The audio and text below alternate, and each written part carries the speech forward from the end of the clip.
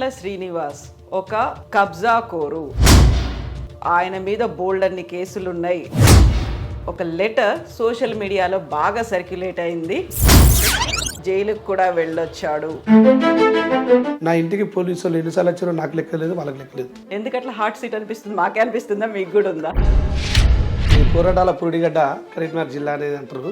Third time ఎట్లున్నదని మీరు అనుకుంటున్నారు? మూడోసారి మాత్రం చరమగీతం ఆడాల్సిందే, అడ్డుకట్ట వేయాల్సిందే. గులిగినాగని గుద్దుడు అనేది లేదా అసలు ఇక్కడ? అవి ఎట్లాగుంటా ఉంటాయి. కరీంనగర్ లో ఎట్లుంది? ప్రస్తుతం కరీంనగర్ లో మాత్రం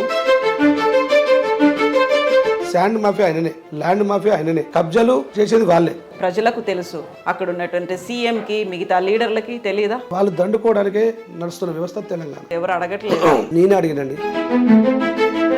దురాలోచనతోటి, దురక్రమణతోటి నన్ను, నా భార్య పిల్లలు దూరించి 72 రోజులు జైలు నుంచి. ఎందుకని వ్యతిరేకించిండు పురుమల్ల శ్రీనివాస్? ఇప్పుడు ఏదో గవర్నమెంట్ ల్యాండ్కి పని చేయి, అది ఇట్లా ఉంటుంది, ఇట్లా నేను చేస్తా, నువ్వు చూసుకుంటుండు. నాకు ఎన్నోసార్లు ఓడగొట్టాలని ప్లాన్ చేసిండు, కానీ వారితో కాలే. మీరు ముగ్గురు అభ్యర్థులు 300 కాపే ఏం డిసైడ్ చేసుకున్నారు? అరే ఒకసారి గెలిపించిన కదా కొత్తోడు రాని నూతనంగా. ముస్లిం మైనారిటీ ఓట్లు ఎటువైపు ఉన్నారు అంటే? ముస్లిం సోదరులు అయితేనేమి, క్రిస్టియన్ సోదరులు అయితేనేమి. ఇంటర్నల్ గా కాంగ్రెస్ లో కూడా 15 మంది పోటీ పడ్డారు. వాళ్ళందరినీ ఎట్లా కలుపుకోపోతుండ్రు మీరు? అయితే ఈ 15 మంది అని వాళ్ళని సంధానించుకొని చెప్పేసిన. పురుమల్ల శ్రీనివాస్ కి ఎందుకు ఓటేయాలని మీరు చెప్తారు? యువకులను ఏ రకంగా అకామిడేట్ చేసి వాళ్ళ ఇబ్బందులు తీసేయాలి, వారికి ఎంప్లాయ్మెంట్ కల్పించాలి, ఈ ఇండస్ట్రీలు పెట్టి ప్లాన్ చేయాలి. ఫలితం ఎట్లుంటదని మీరు అనుకుంటున్నారు? మేము గెలుస్తాం. వారు ఏ కొట్టన్నా సెకండ్ థర్డ్కి కొట్లాడుకోవాల్సింది. సెకండ్ ఎవరు ఉంటారు అనుకుంటున్నారు?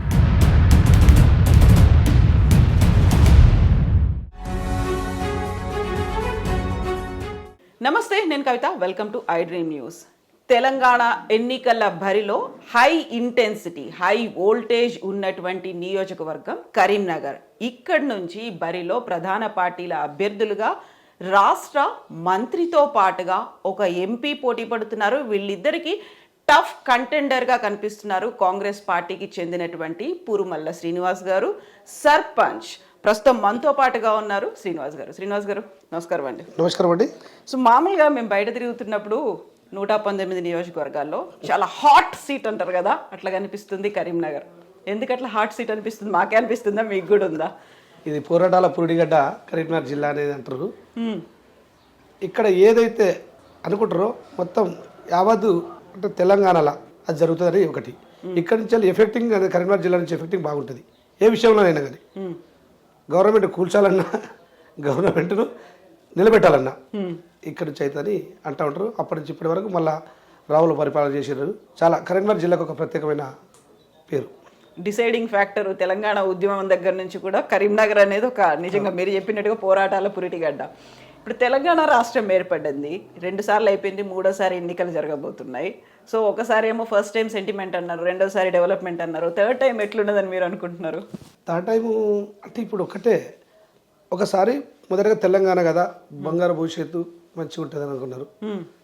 ఇక 2వసారి ఖచ్చితంగా ఏంది, అరే ఒకటేసారి చేయలేరు కావచ్చు, ఇంకా కొన్ని మిగిలిపడుతున్నాయి కదా, చేస్తారు కావచ్చు, 10 చెప్పారు, 2 చేసారు కదా, ఇంకేమి చేస్తారు కావచ్చు అని ఒక ఆలోచనతోటి ఖచ్చితంగా ఒక అంటే చేద్దామా చేయొద్దా అనుకున్నప్పటికీ కూడా చేసిరు. ఇక 2వసారి చేసి ఇప్పుడు ప్రస్తుతం అయితే ఒక్కసారి మొదటిసారి స్వేచ్ఛగా ఇష్టపూర్వకంగా చేసినాం, 2వసారి నమ్మినమ్మన్నట్టుగా చేసినాం. ఇప్పుడు చేసుడు అనేది లేదు. 3వసారి మాత్రం వారికి ఎట్టి పరిస్థితుల చరమగీతం ఆడాల్సిందే, అడ్డుకట్ట వేయాల్సిందే. వారిని ఇంకొకసారి గిట్ట గెలిపించుకుంటే ఇక ఈ మాయ మాటలతోటి, ఈ విశ్వరిజం మాటలతోటి మనం ఏది కానీ చేయలేము. నూతనంగా ఏ పార్టీనైనా ఎన్నుకొని ముందుకెళ్ళడం బాగుంటుందని ఒకటి. 2వది, అక్కడ ఉన్న ప్రజాప్రతినిధులు వివిధ రకాలుగా ప్రజలపై భారం మోపుకుంటూ ఏదో ఒక రకంగా ఇబ్బందులు పెట్టుకుంటూ వాళ్ళు జీవనం సాగిస్తారు. అందులో ఇప్పుడు ప్రజలందరూ గుర్తించేది ఏంటంటే 2వసారి ఇచ్చినాం, 3వసారి ఇస్తే మాత్రం చాలా రజాకారుల పరిపాలన అయ్యేటట్టుంది. ఆ కింద ఉన్న అనుచరులు అయితే, ఇక్కడున్న అనుచరులు, అక్కడ ఉన్న అనుచరులు, ఎక్కడ కానీ నాట్ ఓన్లీ కరీంనగర్ జిల్లా, యావత్ తెలంగాణలో అందరూ ప్రజలందరూ ఏకగ్రీవంగా తీర్మానించుకొని ఎదుటి పార్టీ ఇప్పుడు ప్రస్తుతం కాంగ్రెస్ పార్టీ అయితే బాగుంటుంది. ఆ రోజు ఇందిరమ్మ జమానాల చేసిన కార్యక్రమాలు, ఆ సంక్షేమ పథకాలు అయితేంది, కాంగ్రెస్ ప్రభుత్వంలో చేసిన పథకాలు అయితేంది చాలా బ్రహ్మాండంగా ఉండే. ఏదైతే చెప్పారో అందులో 80% ఇంప్లిమెంట్ చేస్తున్నారు అని ఒక నమ్మకంతో మళ్ళీ కాంగ్రెస్ వైపు మొగ్గు చూపుతున్నారు. అయితే బీఆర్ఎస్ లీడర్లు ఒక మాట మళ్ళీ చెప్తున్నారు, గులుగుడే గుద్దుడే అనేది. అది లేదా ఇప్పుడు? ఇప్పుడు టీఆర్ఎస్ లీడర్ ఇంకొకటి మొదటగా ఒక కమర్షియల్ ఎలక్షన్ అంటే ఒక కమర్షియల్ తయారు చేసి పరిస్థితి. అంటే ఇంకొకరు ఎవరు కూడా పోటీ చేయొద్దు, ఒక సామాన్యుడికి పోటీ చేసే అవకాశమే లేదు. రెండవది ఎవరు చేద్దామన్నా కానీ చేసే ఆలోచన ఉన్నా కానీ దానికి ముందు వాళ్ళ మీద కేసులు పెట్టడా ఏదో ఇబ్బంది చేసి ఆ వారిని అదే పెండింగ్ పెట్టి ఎలక్షన్కు రాకుండా భయభ్రాంతులకు గురి చేసే వరకు ఆ అద్దాం అనుకున్న వ్యక్తి కూడా సామాన్యుడు ఎందుకులే గన్ని పైసలు ఖర్చట ఇది ఖర్చట ఈ కార్ఖానట అని ఉదాహరణ వాళ్ళు ఆలోచించుకొని ఎక్కడో అక్కడ స్టకప్ అయి ఎలక్షన్లకు రాకుండా వేరు పాపం. చాలా తెలివిమంతులు ఉన్నారు, మేధావులు ఉన్నారు, వాళ్ళు చేద్దామని తపనుంది.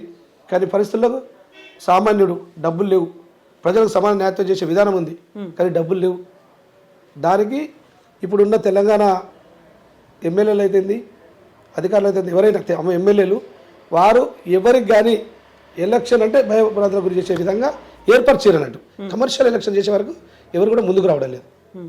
సో ఇప్పుడు గులిగినాగని గుద్దుడు అనేది లేదా అసలు ఇక్కడ? ఇక అవి ఎట్లాగుంటా ఉంటాయి మామూలుగా, అది కావాలనుకుంటే చేస్తూ ఉంటారు. కరీంనగర్లో ఎట్లుంది? కరీంనగర్లో అంటే దేని గురించి? కరీంనగర్లో నియోజకవర్గం, కరీంనగర్లో రాజకీయాలు, కరీంనగర్లో రాజకీయ నాయకులు, వాళ్ళ పద్ధతులు. ప్రస్తుతం కరీంనగర్లో మాత్రం ప్రజలు ఒకటే నిర్ణయించుకుంటారు. ఒకసారి ఎంపీగా ఆయన గెలిపించడం జరిగింది. అతను పూర్తి స్థాయిలో ఏం మాకు ఒరిగిపెట్టింది ఏం లేదు, చేసింది ఏం లేదు. అదేవిధంగా వీరికి కూడా 3 సార్లు, ఒకసారి తెలుగుదేశం తరఫున 2 సార్లు టీఆర్ఎస్ తరఫున గెలిపడం జరిగింది. కానీ అనుకున్నంత డెవలప్మెంట్ లేదు. అందులో భాగంగా ఎక్కడైనా డెవలప్మెంట్ ఉందంటే దాని వెనుక ఆయన భూములు జాగాలు ఉంటాయి. అక్కడ భూములు జాగాలు ఉన్నాయంటేనే దానికి డెవలప్మెంట్కు మార్గం వేస్తాడు. దానికి తోడు కమిషన్ల కోసమైనా పనిచేయాలి. ఇక స్మార్ట్ సిటీ అన్నారు, అది వాస్తవంగా సెంట్రల్ ఫండ్. దానిని ఈయన చెప్పుకొని నేను ఇది తెచ్చినా అది తెచ్చినా ఈయన చెప్తారు. కానీ ఇక్కడ వాస్తవం ప్రజలందరికీ తెలిసిన విషయం ఏంటంటే అది సెంట్రల్ ఫండ్ ఇక్కడ ఆయన ఆధ్వర్యంలో జరిగింది కాబట్టి ఆయననే నేను తెచ్చినా అని చెప్పుకునే రకంగా ప్రజలకు విస్తరింపజేస్తుండు. కానీ ప్రజలకు ఏంటిది అసలు ఏం జరుగుతుంది కరీంనగర్లో అనేది అందరికీ తెలుసు. దానికి గాను 3 సార్లు చేసిండు. ఇతనికి కూడా ఒక్కసారి ఆపుదాం, ఆపకుంటే వీళ్ళ అనుచర వర్గం అయితేంది, వీరైతేనేమి చేసే విధానాలు పద్ధతులు ఒక్కటంటూ లేదు అల్లది. ఇప్పుడున్న మన మంత్రివారి గారిది ఒక్కటంటూ లేదు, చాలా చాలా చాలా ఉన్నాయి చెప్పాలంటే. ఆయనకు మైనింగు ఆయనదే మాఫియా, శాండ్ మాఫియా ఆయననే, ల్యాండ్ మాఫియా ఆయననే, వాళ్ళ అనుచరులు. ఇకపోతే కబ్జాలు చేసేది వాళ్ళే, కుట్ర కుతంత్రాలతోటి భయభ్రాంతులకు గురి చేసి ఎవరైతే మంచిగా ఇంటనే ఈయనకుంటే మాత్రం పోలీస్ కేసులు పెట్టేది వాళ్ళే. అటు పోలీసులు వాడుకుంటారు, ఇటు అధికారులను వాడుకొని విచ్చలవిడిగా వాళ్ళకు అనుకూలంగా ఎట్లయితే ఉండాలో ఆ రకంగా మంచుకొని వ్యవస్థ నడిపిస్తారు. దానికి గాను ప్రజలకు ఒక సామాన్యులు చాలా చాలా ఇబ్బందులు పడుతున్నారు. వాళ్ళకి ఎక్కడనో ఉండగానే 2 గుంటలు 3 గుంటలు ఉంటే అది ఏదో రకంగా కబ్జా చేసే ప్రయత్నం జరుగుతున్నందున వాళ్ళు ఎవరికి చెప్పుకోలేక చేయలేక కాంప్రమైజ్ చేసుకునే పరిస్థితి తీసుకొస్తారు. ఈ ప్రకారంగా ప్రజలు ఆ ఇబ్బందులు ఎదుర్కొంటూ మార్పు చెయ్యాలి కరీంనగర్ను అని ఒక ఆలోచనతో ఉన్నారు. పార్టీ మీద వ్యతిరేకత ఉంది, వ్యక్తి మీద వ్యతిరేకత ఉంది, మార్పు చేయాలని కోరిక ఉంది ప్రజల్లో.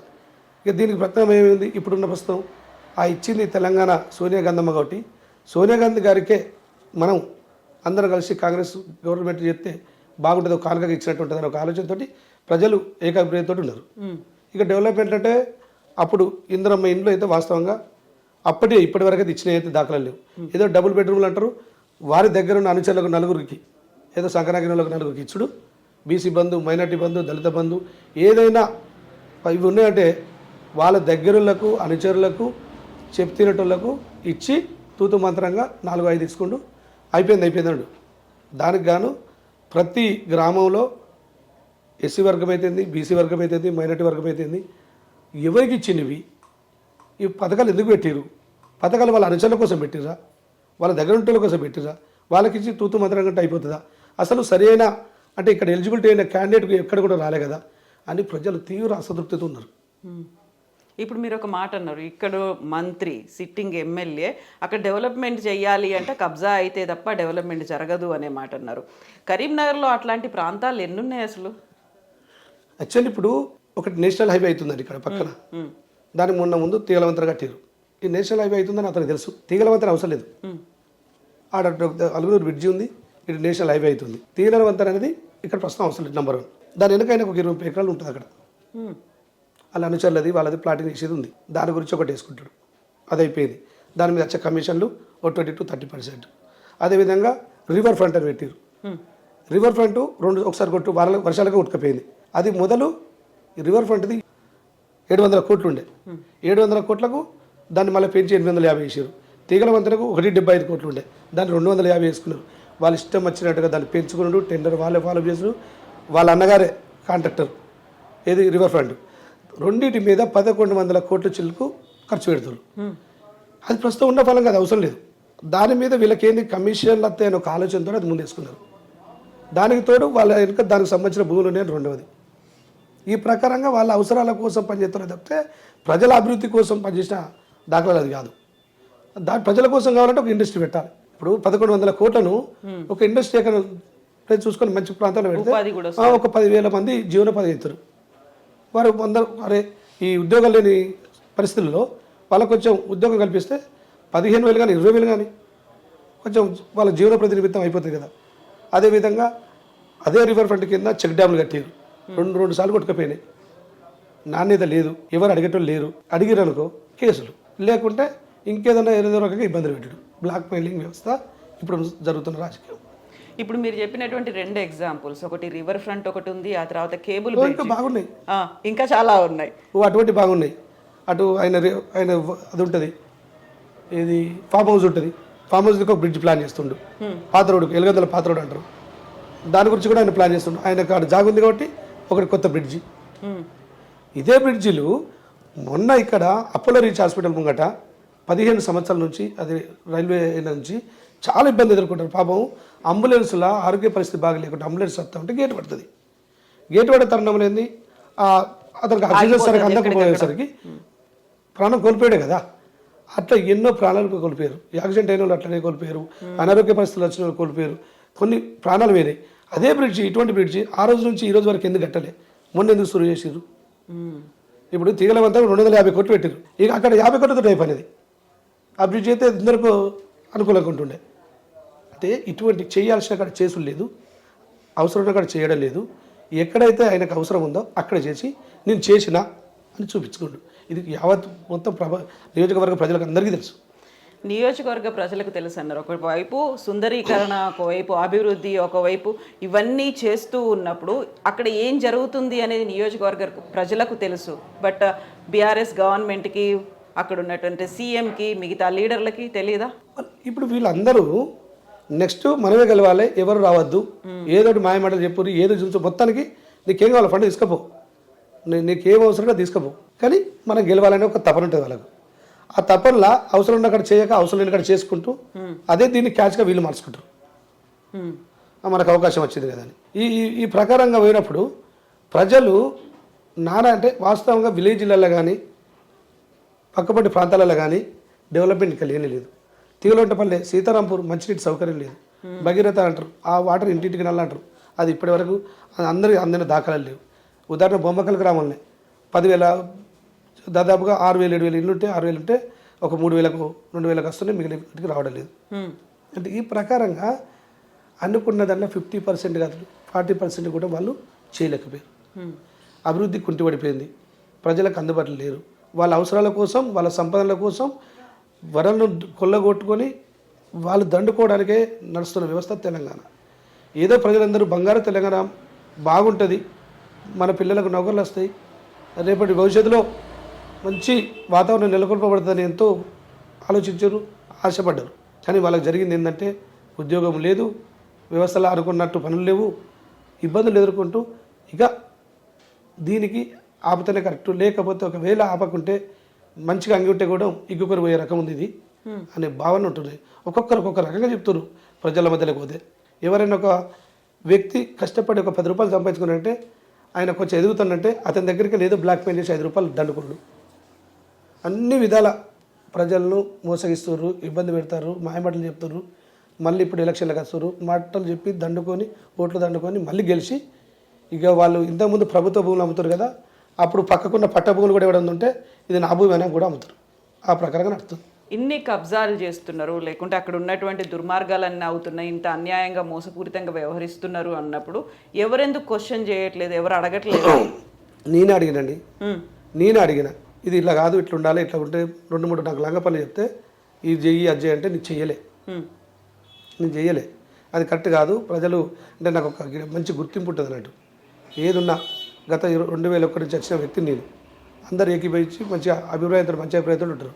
నాకు 2-3 పనులు ఇట్లా ఇది చేయి అది చేస్తే ఇది అవుతుంది అని చెప్తే నేను దానికి చెప్పిన అది నేను చేయలేను, నాతో కాదు, నాకు ఇన్ని రోజులు ఉన్న కెరీర్ దెబ్బతింటుంది, అవసరం లేదు, నాకు అంత ఇంపార్టెంట్ కాదని 2 పనులు తప్పించుకుంటే నేను తప్పించుకుంటే ఒకటి ఎత్తు అయింది, నేను ఎదుగుడు ఒక ఎత్తు అయింది.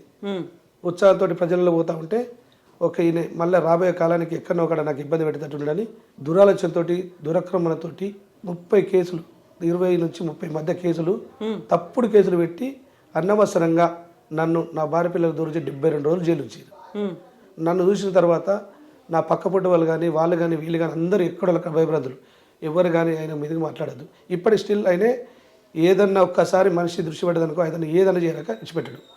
అటువంటి విధానం ప్రజలకు అందరికీ తెలిసి ఇక్కడ ఏంటంటే అబ్బో ఇప్పుడు ఈ రోజు స్టిల్ కూడా అందరూ ఇంతమంది ఓటర్లు ఉన్నారు కదా, ఆయన దగ్గర ఉన్న ఓటర్లే ఆయన దగ్గర ఉన్న వ్యక్తులే ఓటుకు వచ్చేసరికి వేరేటోళ్ళకి కొట్టేస్తారు. మరి డైరెక్ట్ రావచ్చు కదంటే అబ్బో నేను తలకాయ నొప్పి అతనితో ఇబ్బందికరం ఉంటుంది, ఎందుకు మనకు ఏదో 4 రోజులు చెట్టు కింద ఉన్నాం కదా, ఇక అద్దు తలకాయ నొప్పి, ఇప్పుడు వెళ్తే మళ్ళీ కేసులు పెట్టిస్తాడు, ఇబ్బందులు చేస్తాడు, ఇవి అంటాడు.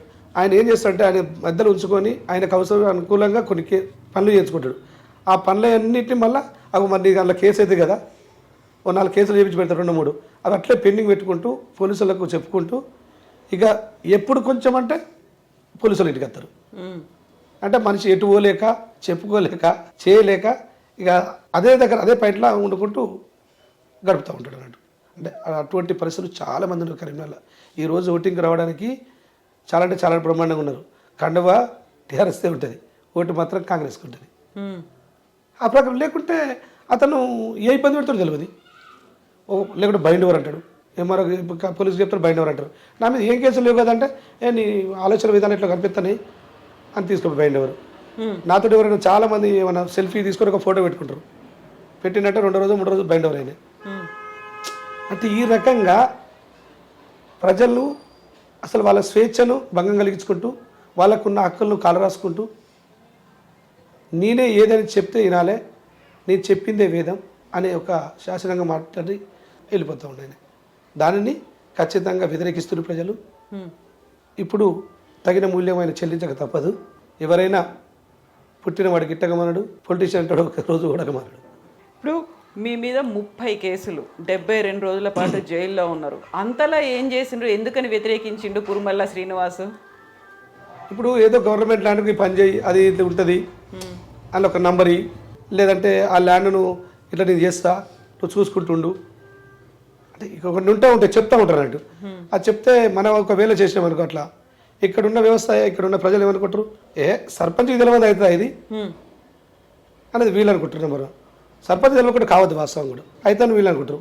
రెండవది మనం ఏదన్నా అట్లా కాదురా బాబు ఇది అని మనం చెప్పినాం అనుకో, మన గ్రామ ప్రజలకు మన ఇక్కడ వాస్తవ్యులకు ఇవ్వకుండా ఎక్కడో ఎవరో తీసుకుపోతారంటే దాని అర్థమైంది నువ్వు వాళ్ళ కొత్త స్వరూపుతున్నావు వీళ్ళు అంటారు కదా. అందుకే ఏదన్నా జాగు బొమ్మకల్లా చిక్కం ల్యాండ్ అయితేంది, లవన్ పట్టాలు అయితేనేమి, గ్రామ కట్టలు అయితేనేమి ఇక్కడున్న గ్రామ నివాసులకు చెందాలని ఒక తపన నాకు. ఏదైనా కానీ ఇక్కడున్న వనరులు ఇక్కడలకు మొట్టమొదటిగా లబ్ధి పొందిన తర్వాత మిగతా ఏమనంటే అవతల వైపు ఉండాలని ఒక కోరిక. ఆ ప్రజలకు అనుకూలంగా వండుకుంటూ నేను అందుబాటులో వండుకుంటూ ప్రజల అభివృద్ధి ధ్యేయంగా పాటుపడుకుంటూ నేను ఈ ప్రజాక్షేత్రంలో బొమ్మకలు ఉంటున్నా. దానికి వారు నాకు ఎన్నోసార్లు ఓడగొట్టాలని ప్లాన్ చేసిండు, కానీ వారితో కాలే. నాకు మొదటిసారి అతను రాలేదు నా ఫీల్డ్లకు, రెండోసారి వచ్చిండు వ్యతిరేకించారు పబ్లిక్, మూడోసారి మొన్న నేను ఈ తెలంగాణలోనే ఉన్నా అయినా నాకు వ్యతిరేకించింది వచ్చి అయినా నేనే గెలిచిన. అయినా మాకు ఒక్కటే అండి, వారేమో పార్టీ సింబల్ మీద గెలిచిన వాళ్ళు, మేము వితౌట్ పార్టీ సింబల్ ప్రజల నుండి ప్రజాక్షేత్రంలో అందరు అభిమానం పొందుకొని ఒక విలేజ్లా ఒక వార్డు మెంబర్ గెలవాలంటే చాలా కష్టం అండి వాస్తవంగా. సర్పంచ్ గెలవాలంటే ఇంకా కష్టం. ఎమ్మెల్యే అప్పుడప్పుడు గెలవచ్చు, ఒక మంచిగా అవా వచ్చినప్పుడు గెలవచ్చు, 3 సార్లు గెలవచ్చు కానీ 4వసారి కాదా? ఏది ఎమ్మెల్యేనా? ఎమ్మెల్యే పార్టీ సింబల్ ఉంటుంది కాబట్టి ఒక్కొక్కసారి పార్టీ తోటి అది ఉంటుంది. ఇప్పుడు గెలిచినదిగా అసత్యం కానీ గెలుచుడు కుదరదు. సర్పంచ్ గెలవడం అనేది మాత్రం ఎప్పటికీ ఒక ఇండిపెండెంట్ పర్సన్, ఆయన అన్ని విధాలు అన్ని కోణాలలో పరిశీలిస్తారు. ఈయన విధానం, వ్యక్తిత్వం, రేపు చేయబోయే డెవలప్మెంట్ దగ్గర అవుతుందా, సమర్థుడా కాదా, అందరితోటి పలుకు అంటే ప్రేమతోటి ఉంటాడా, ఏదన్నా సమస్య అయితే దాన్ని తీరుస్తాడా, ఎట్లా రెస్పాండ్ అవుతారు అనేది చాలా చాలా చూస్తూ ఉంటారు. చూసి అప్పుడు వార్డు మెంబర్ కానీ సర్పంచ్ ఎన్నుకుంటూ ఉంటారు. అది చాలా ఇంపార్టెంట్. ఎమ్మెల్యే అప్పుడప్పుడు గెలవచ్చు అని ఇప్పుడు అంటున్నాను కదా, ఆస్థాన గ్రామంలో నేను వితౌట్ సింబల్ మీద గెలిచినది. అవును 3 దఫాలుగా, అంటే నా ఉప సర్పంచ్ తోటి 4 దఫాలుగా వితౌట్ సింబల్తో గెలిచింది. కాబట్టి ప్రజలు ఎలా ఆదరిస్తారు, ఎలా ఉంటారు, పార్టీకి ఉన్న వ్యక్తిత్వానికి ఎలా ఉంటుంది అనేది నేను ఒకటి చెప్తున్నా. ఇక ఇప్పుడున్న ఆయన సింబల్ మీద గెలిచింది కాబట్టి ఆయనకు ప్రజలు మంచి చెడు ఆపదలు సాపదలు తెలియదు. గ్రామాలలో ఉన్న వ్యక్తి అంతకన్నా కాదు, పట్టణంలో ఉన్న వ్యక్తి. ఇప్పుడు ప్రజలలో ఏం కోరుకుంటారు, వాళ్ళు ఏదో పెద్ద కోరికలు కోరరు, కొంతమ్మ కోరికలు. ఏదైనా సమస్య వస్తే కొంచెం వచ్చి పలకరించి నేనున్న బిడ్డ అని ధైర్యం చెప్పడం కావాలి. ఆ ప్రకారంగా నేను ప్రజల మధ్యలో ఉన్నా కాబట్టి ప్రజలు ఖచ్చితంగా మమ్మల్ని ఆదరిస్తున్నారు, ఆశీర్వదించి ముందుకు తీసుకెళ్ళడానికి కూడా ఇప్పుడు ఒక కఠోరమైన నిర్ణయం తీసుకొని ముందుకెళ్తారు. పురుమళ్ళ శ్రీనివాస్ ఒక కబ్జా కోరు, ఆయన మీద బోల్డ్ అన్ని కేసులు ఉన్నాయి అనేది ఒక నోట్, ఒక లెటర్ సోషల్ మీడియాలో బాగా సర్క్యులేట్ అయింది. ఈయన జైలుకు కూడా వెళ్ళొచ్చాడు. వాస్తవం. అయితే జరిగింది ఏంది, వారికి అనుకూలంగా ఉండకపోవడం ఒకటి, వారు చెప్పిన పనులు చేయకపోవడం ఒకటి, దానికి తోడు నేను ఎదుగుతున్నాను ఒకటి. ఇవన్నిటికీ ఏం చేయాలి, ఇతను ఏదో ఒకటి ప్లాన్ చేయాలి. నా మీద చేసింది మరి అప్పుడు కాంగ్రెస్ బీజేపీ కాదు, వేరే పార్టీలు కాదు, ఏదైతే పార్టీలో ఉందో ఆ పార్టీలో చేసారు. ఇదొకటి ఎదుగుతున్న ఒక దురాలోచన, కన్నెర తనమంటారు తెలుగు భాషలో, అప్పుడప్పుడు ఓర్చుకోలేక జీర్ణించుకోలేక అని కూడా అంటారు. ఆ రకంగా ఒక కేసు, తప్పుడు కేసు ప్లాన్ చేసి దాని వెనుక ఇక రోజుకొక కేసు. ఇప్పుడు 20 సంవత్సరాల నుంచి లేని కేసులు ఖాళీ 20 నుంచి 30 రోజులల్లో 20 కేసులు ఇలా అవుతాయి. ఒకటే ఉదాహరణ, ఒక 20 సంవత్సరాల నుంచి లేవు కేసులు. అట్లాంటప్పుడు ఒకే సంవత్సరంలో 2 నెలల మధ్య వ్యవధిలో 20 నుంచి 30 కేసులు ఎట్లయితాయి? అప్పటి వరకు అంతకుముందు లేవా? అంటే కావాల్సి కక్ష కట్టి కుట్రపూరితంగా పడి కేసులు చేస్తే ఈ వ్యక్తి ఏ పార్టీలకు పోడు, ఒకవేళ ఏ పార్టీలు కూడా తీసుకోరు. ఇతను చూస్తున్న ఉత్సవం ఎప్పటికైనా మన కింద అనిగిమనికి ఉండాల్సిందే. ఏమనంటే పీడీ యాక్టివేట్ ఇద్దాం, ఏమనంటే ఇంక భయభ్రదలు చేద్దాం. నా ఇంటికి పోలీసులు ఎన్నిసార్లు వచ్చారో నాకు లెక్కలేదు, వాళ్ళకి లెక్కలేదు. అచ్చుడు మబ్బులు పడకపోడు, మరి కేసు ఉందంటే లేదు. అంతకుముందు సాయంత్రం ఏదైనా మాట్లాడితే దాన్ని కౌంటర్గా ఓన్లీ పట్టకపోవడం, అక్కడ కూర్చొని పెడతారు, సాయంత్రం వరకు మళ్ళీ పంపిస్తారు. ఆ పంపించాలంటే ఏదో 41 ఏదో నోటీస్ ఇస్తారు, చేస్తూ ఉంటారు. అంటే ఈ రకంగా ప్రజలల్లో నా మీద ఏదైనా ఒక రకం రూమర్ తీసుకురావాలి, ప్రజలు వ్యతిరేకించాలి, ఈయన పొలిటికల్ గ్రాఫ్ తగ్గాలి అని ఒక దురాలోచన చేసిన పని. ప్రజలు కూడా కొంతమంది అప్పుడు భయభ్రాంతులకు గురయ్యారు. కానీ లాస్ట్కి చివరికి తెలిసింది అసలు ఏంటిది పార్టిసిపేట్ ఏం జరిగిందని. ఈరోజు ప్రజలకు అందరికీ తెలుసు, ఈ తప్పుడు కేసులు పెట్టించింది ఆ వ్యక్తే. సేమ్ సామాజిక వర్గం కాబట్టి, రేపు ఎదుగుతుంది కాబట్టి అనగదొక్కడానికి చేస్తున్న కుట్ర అని ప్రజలందరికీ తెలుసు.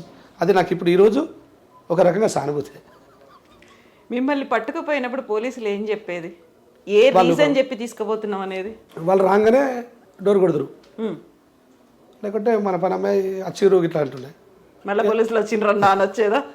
మా వాళ్ళు వచ్చి మళ్ళీ నిన్నేమన్నా చేసినా కేసు అయిందా, మరి పోలీసులు వచ్చారు, మా వాళ్ళు చెప్తారు లోపల బెడ్రూమ్కి వచ్చి వచ్చిరా సరే అని, వచ్చిరా అని చెప్పి తలుపు తీసి నేను ఎదురు చూస్తున్నానేదా, తలుపు తీసి కూర్చోరు అంటూ కూర్చోరు అనగానే కూర్చుందరు. ఇక ఎట్లాగో లేదా జల్లి ఇప్పుడు జస్ట్ అటు పోయి ఇటు అచ్చుడే పాందరు. నాకు తెలిసే మీరు అక్కడ వైపు కూర్చొని పెడతారు, మీరు వెళ్ళిపోతారు, మీ డ్యూటీ అయిపోతుంది. మళ్ళీ నాకు సాయంత్రం రాకుండా ఉండాల్సి ఉంటుంది, కొంచెం స్నానం చేస్తా, లేకుంటే ముఖం కడుక్కొని ఇంత చా తాగుతా, మీరు కూడా చా తాగురు అని చెప్పి చా తాగిపించి పోతుంది. ఇక నాకు అలవాటు అయిపోయింది. పాపం ఒత్తిడి, వాళ్ళు కూడా పోలీసు కావాల్సిన నా మీద కక్ష ఏముంది, కుట్ర ఏముంటుంది. వాళ్ళు పొలిటికల్గా వాళ్ళకి సంబంధం లేదు, పొలిటీషియన్లతో లేదు. ఏదో ఒక వ్యక్తి అధికారికంగా మనకు చెప్తుంది కాబట్టి ఆయన పొలిటికల్ ప్రెషర్ తోటి వాళ్ళ చేసి తప్పితే వాళ్ళకి ఏ రోజు కొన్ని పోలీస్ ఫేవర్ పర్సన్. మళ్ళీ పోలీసుకు దగ్గరుండి నేను ప్రతిరోజు కూడా కొన్ని సంవత్సరాలు రోజు రాత్రి ఇంటికి రంగా పోలీసుకు కలుసుకుంటూ వస్తుంటే ఏదైనా మంచి చెడు ఏదైనా ఉన్నా కానీ ఆ ప్రకారంగా మెయింటైన్ చేసినవన్నీ. నాకు ఒక్కసారి పోలీసు అంటే వ్యతిరేకమయ్యే పరిస్థితి వచ్చింది 20కి ఇన్ని కేసులు పెట్టినాక. దాని తర్వాత అప్పుడప్పుడు వీళ్ళు పట్టుకుపోయేటప్పుడు అందరూ ఒకరిద్దరల్లా ఏంది ఏదైనా ఉంటాయని తిరిగి మాట్లాడకపోయాను, కాంప్రమైజ్ కావచ్చు కదా, ఇదంతా ఎందుకు, నీ మీద నువ్వు మంచిగా ఎదుగుతున్నావు, ఎదిగే విధానం ఉంది నీ దగ్గర, పొలిటికల్ లక్షణాలు ఉన్నాయి, పొలిటిషియన్ లక్షణాలు అని చెప్తే మనసు చంపుకునే మనం భూమాయి. ఇది జరుగుతూ ఉండాలంటే పోలీసులు నా మీద మంచి అభిప్రాయం. కాకపోతే తప్పనిసరి పరిస్థితుల్లో ఒత్తిడిల ప్రలోభాల ఆ రోజు అప్పుడు చేసిరు, ఇప్పుడు కూడా ఒత్తిడిలతో కొన్ని చేస్తూ ఉంటారు. ఆయన నేను ఏకీభవిస్తూ ఉంటా. వీళ్ళది ఏముంది నిమిత్త మాత్రం చెప్తుంటారనే ఆలోచన చూసుకుంటూ ఉంటాం.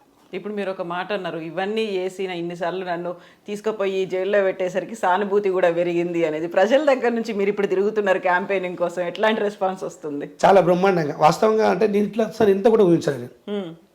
అంటే ఈ ప్రకారంగా నన్ను ప్రజలు ఆదరిస్తారు అనుకోలే. ఇప్పుడు గ్రామాలలో నేను వెళ్తూ ఉంటే అక్కడ ఆయనకు ఎట్లా స్వాగతం పలుకుతారో తెలియదు, కానీ నాకు ఘనంగా స్వాగతం పలుకుంటూ మంచి ప్రేమతోటి. ఇప్పుడు ఈ రోజులలో పొలిటికల్ ఎట్లా చేస్తారంటే కొన్ని క్రియేట్ చేస్తారు, కానీ మాకు అట్లా కాకుండా మనస్సాక్షిగా మంచి మనసుతో చేసే ప్రజలు నాకు బాగున్నారు, అభిమానించే విధానం ఉంది. నన్ను ఖచ్చితంగా తీసుకురావాలని తపన ఉంది వాళ్ళ దగ్గర. వాళ్ళు ఈరోజు ఆయనకు వ్యతిరేకించి ఏదేమైనా కానీ సీన్ తీసుకోవాలి, సీన్ గెలిపించుకోవాలి. సీను మన మధ్యలో ఉంటాడు, అందరి వాడు, ఎప్పుడైనా పలకరిస్తాడు. మనం అక్కడ అన్నట్టుగా 2 దర్వాజాలు దాటుకోను, ఓ ఇద్దరు దగ్గర ఆయనకు మనకు మధ్యలో వ్యక్తులు పట్టుకుపోయి కలుసుడో అనేది ఉండదు. సీన్కు డైరెక్ట్ అటాక్ చేసిపోవచ్చు, కలవచ్చు, మాట్లాడచ్చు, రావచ్చు. మన ఏరియాలో ఉంటాడని ఇటు అనుకుంటారు, అటు ఏరియాలో అనుకుంటారు. అంటే అరే ఏదేమైనా కానీ మనం 10 మంది తయారైనమంటే 100 మంది ఉన్నామంటే రమ్మడిటే అత్తడైనా సీను అని పిలవచ్చు, మనడని చెప్పచ్చు అనే ఆలోచన ప్రజలను బాగుందన్నట్టు. అంటే ఈజీ యాక్సెస్, కలవడానికి సులభమైన మార్గం సీన్. ఎనీ టైం పలకరించితే ఫోన్ చేయగానే రెస్పాండ్ అవుతారని ఒక భావన. వీటికి గ్రహిస్తూ నూతన తరానికి నాంది చేయాలని ఒకటి. పాపం అన్ని ఇబ్బందులు పడ్డాడు, ఆయన ఏదైతే పబ్లిక్ ఆయన చేయొద్దనుకున్నాడో అదే మనం చేసి చూపించాలి. కావద్దనుకునే వ్యక్తి ముంగట ఈయన చేసి చూపిస్తే బాగుంటుందని అదో ఛాలెంజ్. కొంతమంది ఒక్కొక్కరికి ఒక అంటే తీరు అభిప్రాయాలతోటి ప్రజలను తీసుకుపోవడానికి ముందున్నారు. మీరు అదే పార్టీలో ఉన్నప్పుడు, బీఆర్ఎస్ పార్టీలో ఉన్నప్పుడు అన్ని కేసులు పెట్టి మిమ్మల్ని అన్నిసార్లు జైలుకు తీసుకుపోయి పోలీస్ స్టేషన్లో కూర్చోబెట్టినప్పుడు పోలీసులు ముందున్నారు. ఇప్పుడు మళ్ళీ క్యాంపెయినింగ్ పోతున్నప్పుడు పర్మిషన్లు అనేవి వస్తున్నాయి. ఎట్లా క్యాంపెయినింగ్ చేస్తున్నారు మరి మీరు ఇప్పుడు అపోజిషన్ పార్టీలో? వాస్తవంగా ఇప్పుడు మా వ్యాన్లకు కానీ మా వెహికల్స్ కానీ టోటల్గా ఆల్మోస్ట్ ఆల్ ఏదైతే పర్మిషన్ తీసుకోవాలో అన్ని విధాలు మేము పర్మిషన్ తీసుకున్నాం. మా మీద వాళ్ళకి నాకు తెలుసు ముందే. ఇప్పుడు ఒక్కొక్క వ్యక్తి మీద 2 పార్టీలు తిరుగుతారు, మా మీద 4 పార్టీలు తిరుగుతారు. అంటే ప్రత్యేకంగా చూసి ఎక్కడ ఛాన్స్ దొరికితే అక్కడ కొట్టేసేయాలి అన్నట్టు ఉంటుంది అన్నట్టు. మేము ముందు జాగ్రత్తగా ఇవన్నీ ఎందుకు మనకు తలకైనప్పుడు మనం ఎంత ఉండాలో గంతలో ఉందాం, ఏదైతే కరెక్ట్ పాటించాలో అది పాటిస్తాం అనే భావంతో మేము వెళ్ళిపోతాం. ఏ లిమిట్స్ ఉన్నాయో, ఏదైతే టైం పీరియడ్ ఉన్నదో ఆ సిస్టంలో మేము పోతూ ఉంటాం. పోతున్న తరంలో కూడా ఆ పబ్లిక్ బాగా అవుతారు, మంచి సక్సెస్ఫుల్గా మా ఓ తరం నడుతూ ఉంటుంది. నడిచినప్పుడు అప్పుడే పోలీసులు అవుతారు, దీనికి బండికి లైసెన్స్ ఇవ్వనాయా, పర్మిషన్ చూసుకుని ఇది చూసి అంటే డిస్టర్బ్ అవుతుంది. ఆడ ప్రజలు ఏమనుకుంటారు, వాళ్ళు అటు 10 మంది పోతారు, ఇటు 10 మంది పోతారు, అటు 10 మంది ఎటు అటు వెళ్ళిపోతూ ఉంటారు. కొంచెం 15 నిమిషాలు డిస్టర్బ్ చేసి ఈ కాగితం ఇది ఉంది ఏ రోజు నుంచి వరకు అట్లా 3-4 సార్లు చెక్ చేస్తారు. ఇప్పటికి ఒక్కసారి మా బండి నంబర్ ఉంటుంది ఒకసారి చేస్తే అయిపోయాయి. దానికి మేము అరే మొన్న చేసిరు కదా సార్ అని మేమంటే ఆ టీం కాదండి, మాది వేరే టీము. అంటే ఎటు చేసి ఎక్కడైతే ప్రజలు అక్కడ మంచిగా ఈయనకు సున్నితంగా అంటే ఈయనకు అనుకూలంగా మెదిలి మీటింగ్ సమావేశం జరుగుతుందో దాన్ని విడగొట్టి విచ్చలవిడి చేసి డిస్టర్బ్ చేయాలని ఒక ఆలోచన. అట్లా 2-3 డిస్టర్బ్ చేస్తూనే ఉన్నారు మమ్మల్ని. మా కార్లను అన్నీ ఆపుతూనే ఉంటారు, చెక్ చేస్తూనే ఉంటారు. ఇప్పుడు 4 కార్లు పోతూ ఉంటాం మేము, కార్లు చిన్న ఆపుతారు, 2 కార్లు ఆపుతారు, 2 కార్లు పోయేవరకైతే తగ్గుతుంది. ఈ ప్రకారంగా ప్రతి జాగాల వాళ్ళ అధికారులతోటి వాళ్ళ అండబలంతో మమ్మల్ని చేస్తున్నారు. అది సమంజసమైన న్యాయం కాదు, వారికి కూడా తెలుసు. కాకపోతే ఒత్తిడి వల్ల చేస్తారు. ఇక నేను కూడా సరేలే జరుగుతూ ఉంటుంది. కష్టాలు వచ్చినప్పుడే దాన్ని ఎదుర్కొన్నప్పుడే మనకు ఎక్కువ ఎక్స్పీరియన్స్ వస్తుంది. దాంతో ముందు భవిష్యత్తు మనం చెప్పచ్చు అని ఒక భావన ఉంటుంది. ఇటువంటి మామూలుగా సహజంగా నడుస్తూ ఉంటాయి, కానీ ఇప్పుడు ఎక్కువ చేస్తున్నారు. ఈ తెలంగాణ గవర్నమెంట్లో ఎదుటోని కోసం ఎంతైనా ఖర్చు పెడతారు, వాళ్ళ లబ్ధి కోసం కాదు. ఎదుటోడు రావద్దు, ఎదుటోని ఇబ్బందులు పెట్టాలి, దాని గురించి ఖర్చు పెడితే ఏమైతే ఇంకొకరు ఇరకం బ్యాక్ అవుతూ ఉంటారు ఎక్కడో అక్కడ. అందుకే కమర్షియల్ ఎలక్షన్ అన్నది ఆ ప్రకారంగా అనుకోకుండా నేను ఇట్లా అతను ఆయన ఊహించలేదు తెలియదు, కానీ అనుకోకుండా ప్రజలు మాత్రం బ్రహ్మరథం పడుతున్నారు. మంచి ప్రచారం జరుగుతుంది. ఇక మాకు ఈ 2-3 డేస్లో చుట్టూ విలేజ్లు అన్నీ అయిపోతాయి. రేపటి 20th నుంచి కరీంనగర్ పట్టణంలో క్యాన్వాసింగ్ స్టార్ట్ చేస్తాం. ఇప్పుడు మీరు ఒక మాట అన్నారు, మీరు మెల్ల గులాబీ కండువా వేసుకున్నా కానీ వాళ్ళకి మనసులో ఎవరికి ఓటేయాలో తెలుసు, చేతి గుర్తుగా ఓటేస్తారు అనేది వాస్తవం. ప్రజలు మీరు తెలుసుకోరు అప్పుడప్పుడు ఎక్కడన్నా, అరే మనసులో ఉన్న మాట చెప్పు బిడ్డ అంటూ, మనసులో మాట చెప్పు అన్నా అని చెప్పు. ఆ కండు వేసుకున్న వాళ్ళు చాలామందికి అబ్బా బాగా అయిపోయింది, ఇది ఓవర్ అయిపోయింది. అక్కడ దొరలు సంపాదించుకుంటారు 1,00,000 కోట్లు, ఇక్కడ ప్రజాప్రతినిధులు సంపాదించుకుంటారు 100 కోట్లు 1000 కోట్లు. మనకేం లేదన్నా అదే కాంగ్రెస్ ప్రభుత్వం అందరు బాగుంటారు, ఇలా కొందరే బాగుపడుతారు. ఆయన అనుచరులు విధానం అక్కడక్కడనే. ఇది ఎక్కడే కాదు, యావత్ తెలంగాణలో కూడా అతని అనుచరులు, ఆయన బలగం గాలు బాగుపడే ఇక మిగిలినకు ఉండదు.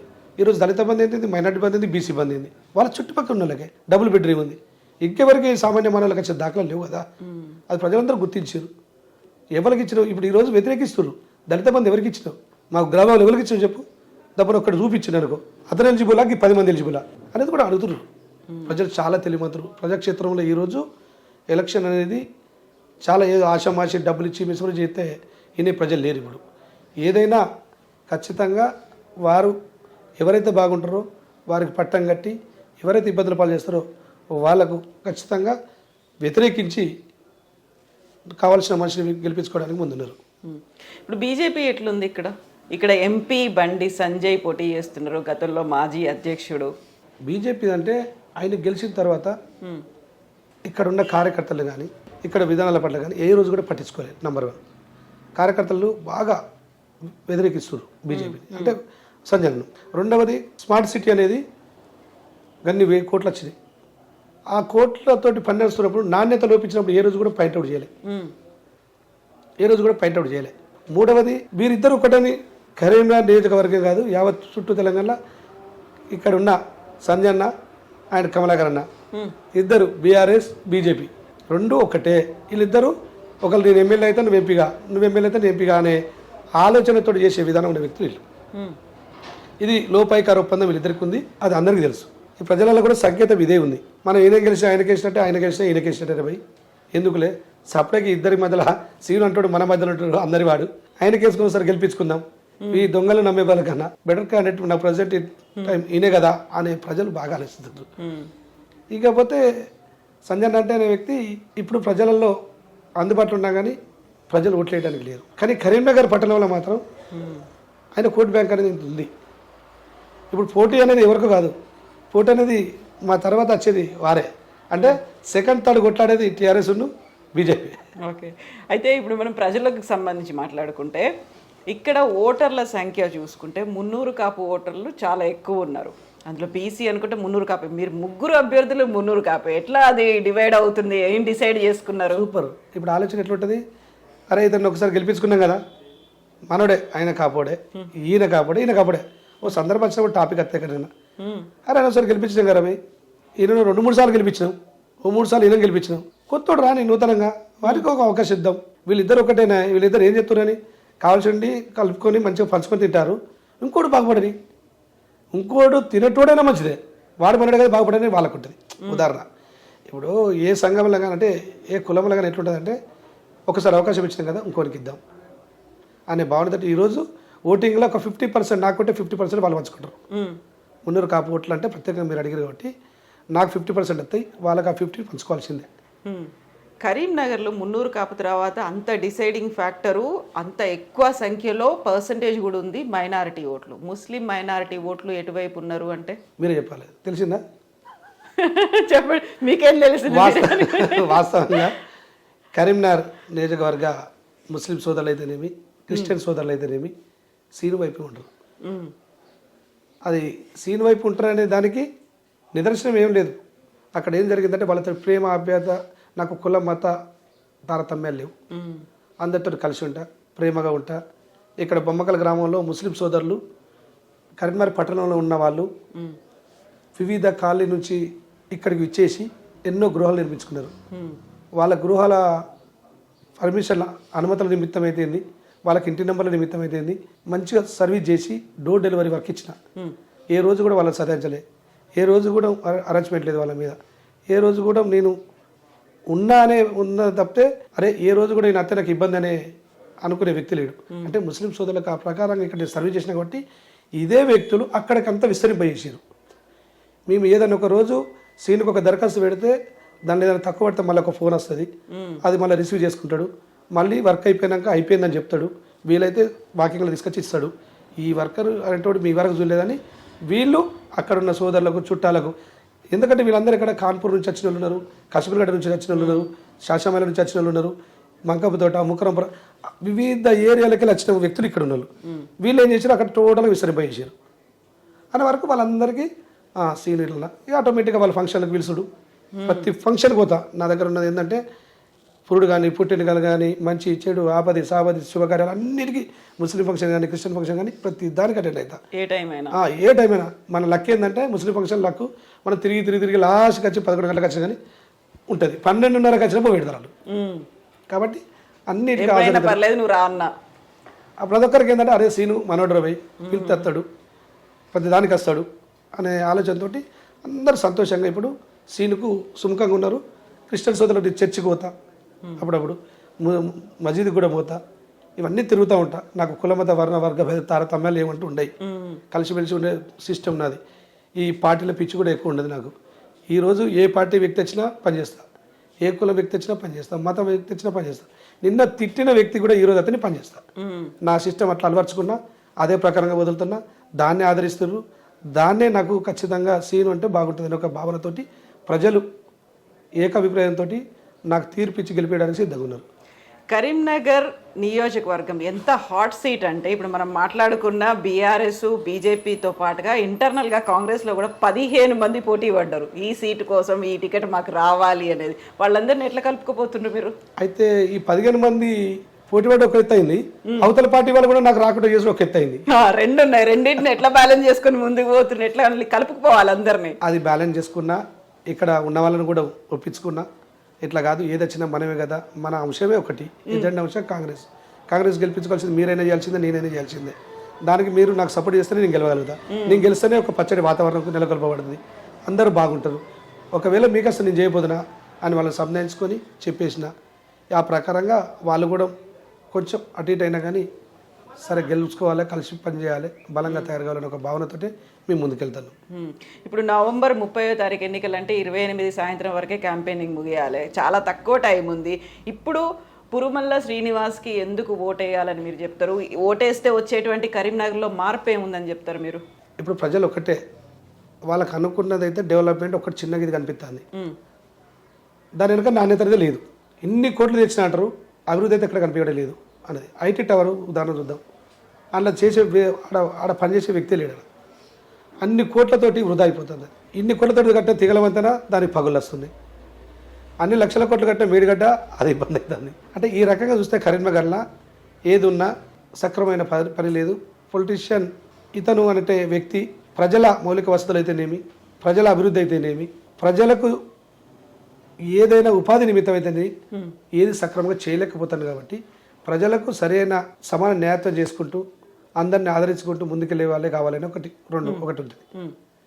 రెండవది అదేవిధంగా మేము అధికారంలోకి రాగానే మొదటగా యువత మీద దృష్టి పెట్టి యువకులను ఏ రకంగా అకామిడేషన్ వాళ్ళ ఇబ్బందులు తీసేయాలి, ఎన్ని వారికి ఎంప్లాయ్మెంట్ కల్పించాలి, ఎంతమందికి ఒక ఎంప్లాయ్మెంట్ పూర్తి స్థాయిలో కాకుంటే ఈ ఇండస్ట్రీలు పెట్టి ప్లాన్ చేయాలి అనేది దాని మీద ఒకటి మా ఆలోచన. రెండవది ఇక తెలిసిన 6 గ్యారెంటీ స్కీము మీరు చూసే ఉంటారు. మహాలక్ష్మి అని ఒక బస్సు ఫ్రీ, బస్సుల వితౌట్ టికెట్ ఫ్రీ ఉచితంగా, అదేవిధంగా 500 రూపాయలు సిలిండరు, అదేవిధంగా ప్రతి ఎలిజిబిలిటీ అయిన మహిళకు 2500 రూపాయలు పెన్షన్ టైపు, అదేవిధంగా మన రైతు భరోసాని 2 లక్షల రూపాయలు ఏకైక టైంలో, కళ్యాణ లక్ష్మికి వారు ఇచ్చేదే కాకుండా మనం అదనంగా 1 తులం బంగారం, ఇంకోటి 200 యూనిట్ల వరకు ఎవరైతే కాల్చుకుంటారో కరెంటు వాళ్ళకు విద్యుత్ ఫ్రీ. ఈ విధంగా యువతకు 5 లక్షల భరోసా, వారికి జీవనోపాధి నిమిత్తం ఇచ్చుడు. ఈ ఇందరమ్మ ఇండ్లు ముఖ్యంగా నాడిచ్చిన ఇళ్ళే తప్పే నేడిచ్చిన ఇళ్ళు అయితే ఏం లేవు. మళ్ళీ ప్రజలలో ఇబ్బందులు ఎదుర్కొనే వాళ్ళకి ఆర్థికంగా క్షీణించి ఉన్న వాళ్ళకు ఇండ్ల జాగిచ్చి ఆ జాగలకు కట్టుకోవడానికి 5 లక్షలు ఇవ్వడం అనేది, ఇవన్నీ కొన్ని మహిళలకు పెద్దపీట, ఇటు రైతులకు పెద్దపీట వేసి ప్రజల్లోకి పోతున్నాం. ఆ ప్రజలు ఖచ్చితంగా ఆశ్రయిస్తారు. ఈ ప్రకారంగానే మేము అభివృద్ధితో పాటు ఇంకా అప్పుడున్న అవసరాలు ఎలా ఉంటాయి, ఏదైతే మనకు అవసరం ఉంటుందో ఈ నియోజకవర్గంలో ఇంకేం కావాలి దాన్ని మనం ఆలోచన చేసుకొని అవగాహన తెచ్చుకొని మొత్తం పూర్తి స్థాయిలో పనిచేసి ప్రజలతో శభాష్ అనిపించుకునే విధంగా మేము ఉంటామని మేము అనుకుంటున్నాం. లాస్ట్ క్వశ్చన్, ఎట్లా ఉంది? నవంబర్ 30వ తారీఖున ఎలక్షన్ జరిగితే డిసెంబర్ 3న ఫలితం రాబోతుంది. ఫలితం ఎట్లుంటుందని మీరు అనుకుంటున్నారు? ఏం చెప్తారు మాకు? ఎవరికి వారు ఏమనుకుంటారు, ఖచ్చితంగా మేము గెలుస్తుంటాం, మేము గెలుస్తుంటారు. కానీ మేమైతే పక్క గెలుస్తాం, మేము గెలుస్తాం. వారు ఏ కొట్లన్నా సెకండ్ థర్డ్కి కొట్లాడుకోవాల్సింది. సెకండ్ ఎవరు ఉంటారు అనుకుంటున్నారు? నాకు తెలిసేది బీజేపీ ఉండొచ్చు. ఓకే, థర్డ్ ప్లేస్ ఇప్పుడు ఉన్నటువంటి సిట్టింగ్ ఎమ్మెల్యే అవుతారు. ఇక అది చెప్పరాదు కదా, ఆటోమేటిక్గా అదే అవుతుంది కావచ్చు. Yes, thank you so much అండి శ్రీనివాస్ గారు. Best wishes to you, all the best అండి. Thank you. థ్యాంక్ యూ అండి.